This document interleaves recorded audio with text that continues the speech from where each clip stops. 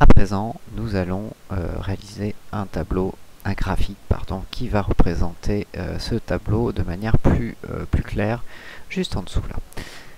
Pour ça, c'est extrêmement simple. On va d'abord sélectionner donc les entêtes et les valeurs CF, voire la formation précédente que j'ai faite sur Excel, formation qui est de niveau 1. Alors, donc je sélectionne les entêtes et les valeurs sous Excel. Je vais dans Insertion et on va faire un joli graphique d'évolution. Pour ça, on va utiliser les lignes, les courbes de D, qui va me représenter donc ici mes chiffres d'affaires par mois, selon les données que j'aurai sélectionnées plus haut. On va réduire un peu la taille de ce graphique, supprimer le total par mois, comme ceci, pour que ça respecte un petit peu aussi le tableau qui est juste au-dessus. Voilà, là je suis pas mal. Ensuite, on va tout simplement faire un clic droit sur la ligne directement. On va faire un clic droit, mettre à jour mettre en forme une série de données. On va aller dans style de trait. Dans style de trait, on va sélectionner le lissage afin d'avoir une courbe lisse, ce qui permettra une meilleure visibilité de l'évolution.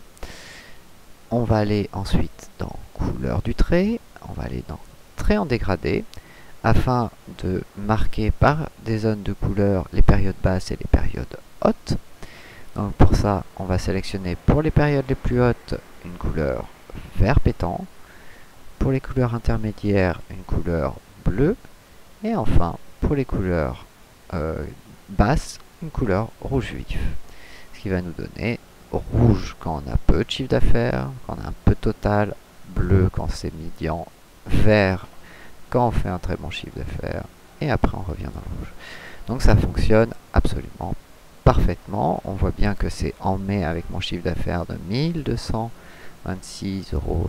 € que j'obtiens ici une belle courbe, et tout ça de manière extrêmement dynamique. Voilà donc un tableau de bord qui commence à être pas si mal, qui commence à être un peu plus complet, disons. Ce tableau de bord, on peut bien entendu le perfectionner énormément. Néanmoins, on va arriver un petit peu au bout de cette formation Excel niveau 2 avec l'utilisation de beaucoup d'éléments sur lesquels il va falloir pas hésiter à s'entraîner parce que c'est des éléments qui sont extrêmement utiles. Je vais compléter par la suite cette formation avec 2-3 éléments et un autre exemple qui sont là pour vous expliquer des éléments qui sont aussi importants sur Excel et que je ne pouvais pas vous montrer à l'aide de cet exemple, de cet exercice. J'essaie de trouver toujours des exercices qui sont pertinents, des éléments qui peuvent vous servir même dans la vie de tous les jours. C'est pour ça que parfois j'hésite un petit peu, je crée un petit peu ces éléments en essayant de prendre en compte le maximum de questions que j'ai pu entendre au cours de ma carrière à ce niveau-là. Et donc n'hésitez pas à faire remonter vos questions maintenant dans les commentaires. Je termine la formation sur la création de factures avec juste une dernière vidéo qui vous montre comment tout simplement refaire finalement nos deux éléments, l'historique de la facture et notre